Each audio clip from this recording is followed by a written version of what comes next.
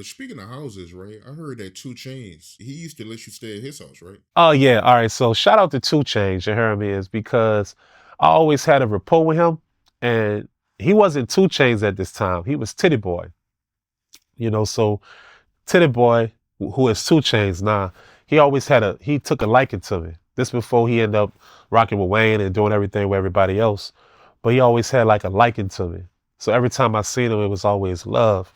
And on this was the first season of making a band. And he was just always cool, bruh. Him and LaFate, LaFate was a great friend of mine. The whole DTP, they always took a liking to me. And I could have honestly signed with Shaka Zulu and Ludacris with DTP. But Titty Boy was like the coolest guy to me. And at times, I'd be in the A, and I really ain't have money like that, to be honest with you. I just didn't make it a band. And I really didn't have money like that. I was just happy that people are recognizing me. So I'm kind of going everywhere, getting the drill of kind of being known. And sometimes I ain't have money, and I come out here with nothing, and he'll practically let me stay at his house. Not even that. He treated me like a little brother. He ain't let me just stay at his house. He used to give me gear, Jordans and clothes, and be like, nigga, go shine, go make it, nigga. You heard me? So shout out to Titty Boy, aka Two Chainz, for always showing me love and hospitality in Atlanta, Georgia. And then, I started making things happen for myself or making a band, you dig, second season, third season, and all that there. And then I see him, and now I'm doing my thing because I'm getting a couple of dollars. But the love has always been the same with Two Chainz, always. So shout out to Two Chainz, Lil Fate, Ludacris, Shaka Zulu, and I'm proud of Two Chainz from, branching out and doing his thing. But definitely used to stay at his crib. And shout out to his whole family too, because they the coolest people in the world. 100%. 100% A-Town. 100%. Shout out to Two Chainz. Yeah. Facts. You was cool with Pac-Man Jones too, right? Shout out to Adam. Shout out to Pacman Jones, you heard me? Now, man, Pac-Man, we had a different story in life. Man, Pac-Man, we met totally different. Like we click clack automatically. Pac-Man was already like, you heard me, popping with the Titans, and I go to Pac-Man house and really rock with him. Like we rock. And I just talked to Pac-Man like a couple days ago too, FaceTime. That's a good friend of mine to this day. Now, Pac-Man remind me of me. Pac-Man was just a street dude that played football. That's just facts. But one time we had Pac-Man's party, but before we even got to the party, we was minding our business. We was having fun, and next thing you know, a car hit us. They didn't hit Pac-Man. Pac-Man was in front of us, and I think Pac-Man had the Lambo, but we was trailing Pac-Man in the back, and a car hit us. Bow!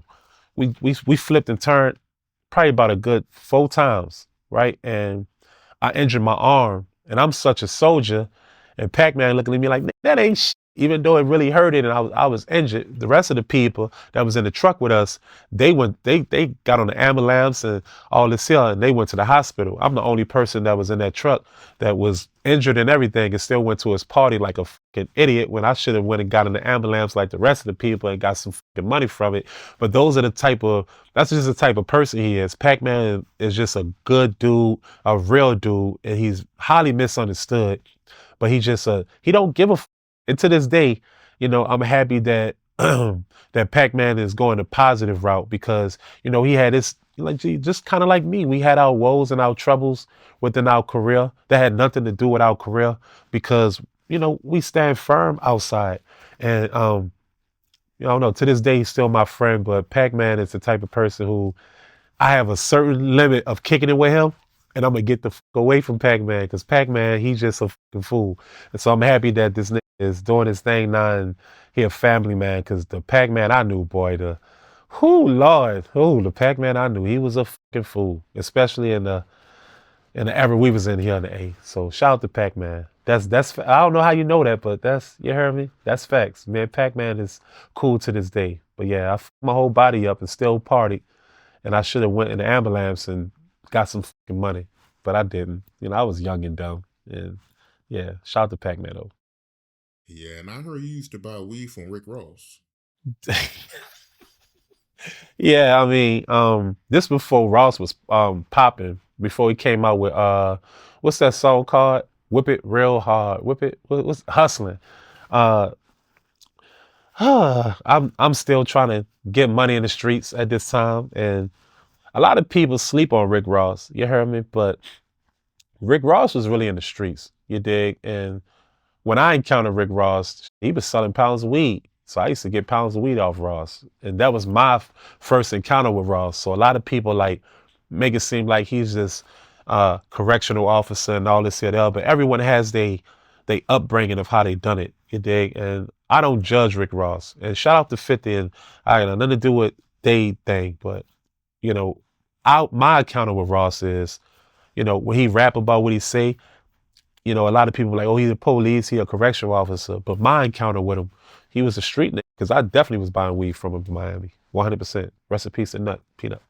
Facts. So shout out to Ross, because my encounter with him, he was a street nigga for sure.